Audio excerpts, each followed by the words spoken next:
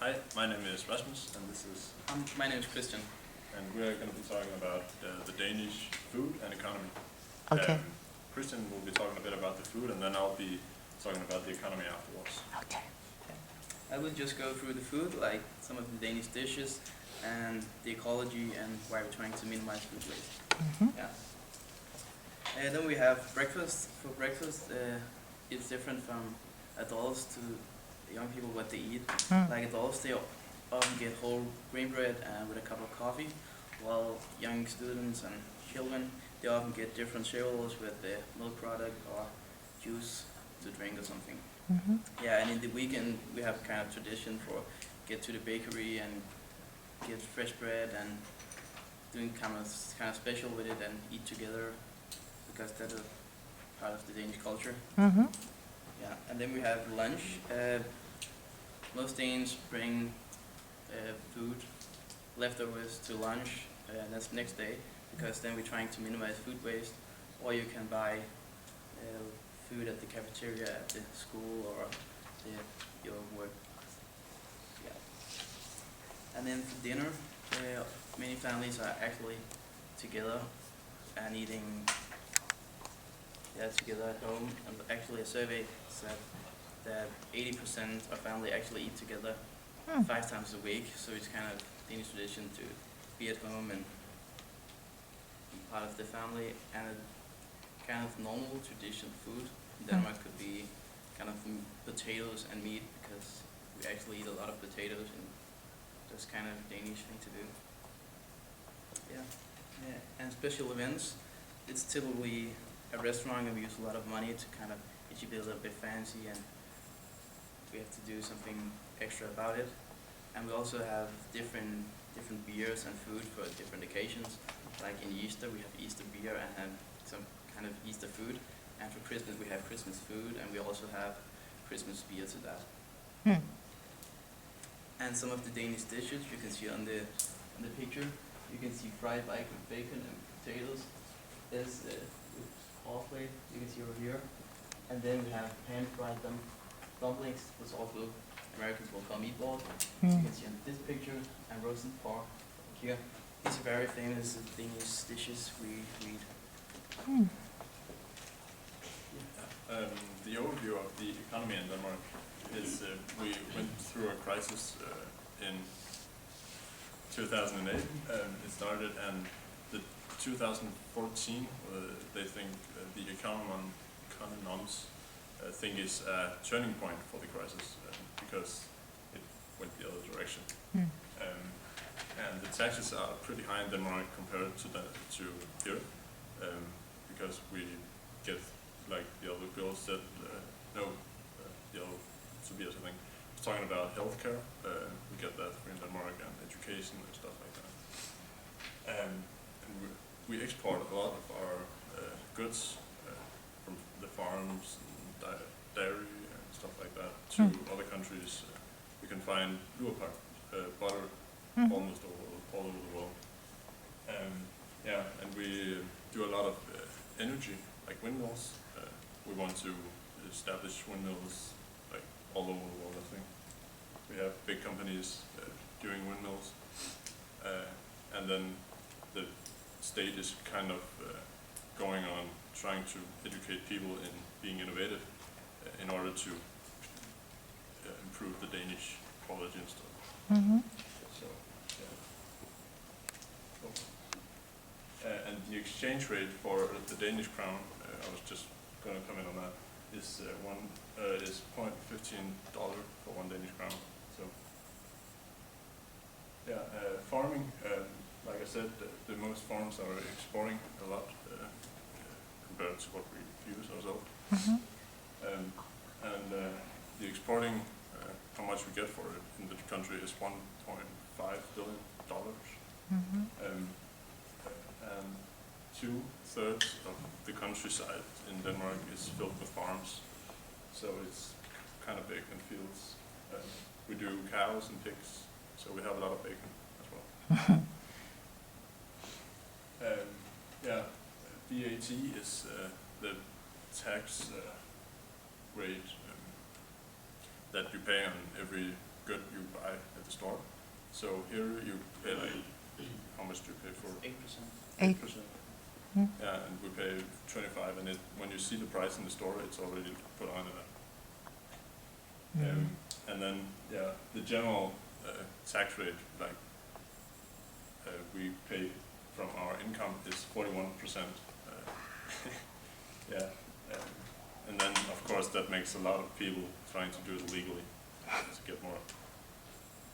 Mm-hmm. Are there any questions?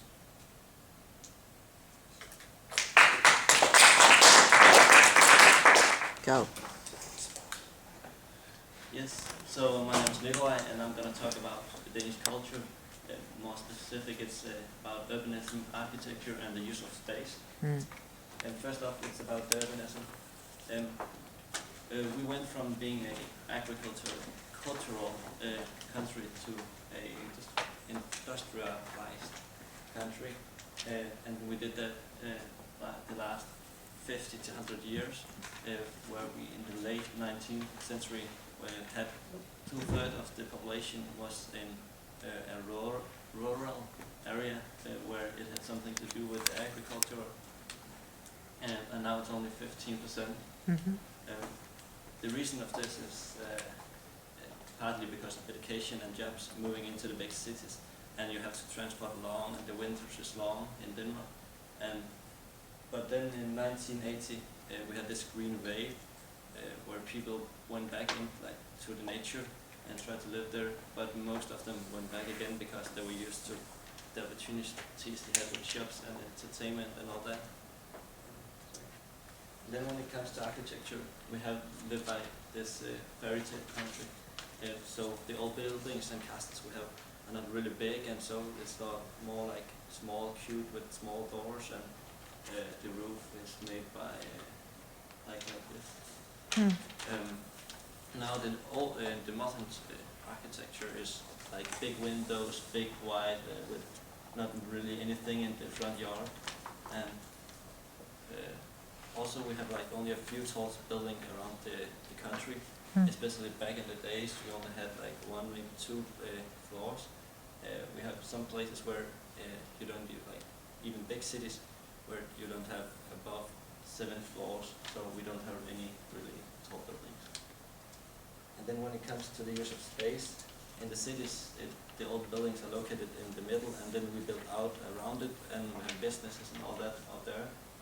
And at the same time, we have a connection between the royal family and the government, so we have castles and so where the politicians now work and live, and we have this connection where you can walk down some streets in Copenhagen where you have politicians and royal family on the side and have statues of them.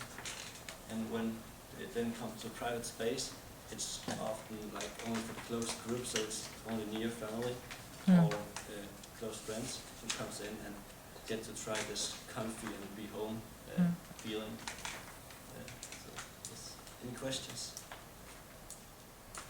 So, When you look at buildings here in the United States and compare them to buildings in Denmark, and compare materials, what is your conclusion? my conclusion is that it's a very good question. So, well, I don't know. Mm-hmm. May I help you with that? Danish houses is primarily built of very good masonry, and they are built to last a long time. And American houses is, I would call them wooden sheds compared to Danish houses, because Okay, if that was what you were looking for, we also use way more brick and so in Denmark. So Why? If that was one of the questions. Yeah. But why? Why do you Well, that's use a more good brick? question again, but I just know that we use it. Klima, right? Climate. yeah, well, the climate is different, and we don't have like extreme weather conditions, so we can actually say, I want to live here for like 4 generations, and then build a house accordingly. And you can't really do that because you have, like in California, you have huge fires, so you have to think of the factor that you might have to rebuild. Earthquake. Yeah, and earthquakes. You don't want bricks running on your head. We also have access to the bricks. So Yeah. That's Yeah. That's not. Also our houses is because we have like really changing environment. We have winter, so our house is more isolated. Isolated or insulated? Insulated, sorry. Okay, very good. So Any oth- yes, any more questions? Yeah. What is the country doing to protect the heritage of their buildings, the older buildings? So what they're doing, like. To keep protect it- the architecture, the Well, we way have the buildings look? On some of the oldest buildings, you're not even like allowed to paint it and all that kind of things. Mm. And often we have like, now we're trying to, in Aalborg, we're trying to build this huge silver hospital thing. But they really can't make the deal because there is something in the way as some kind of building. So they need to build around it, so they don't allow people to destroy it and change something. Wow, okay. I think I can elaborate on that. We have two types of conservation of houses. The one is the conservation of the exterior of the house. So you are allowed to change the interior, but you're not allowed to change anything exterior. And then you have where you are, it's the whole house that is conservated. So, and we actually also have conservation where you may actually tear down the building, but the thing you build instead should look like the original. Yeah, yeah. That makes sense. Huh? Good job.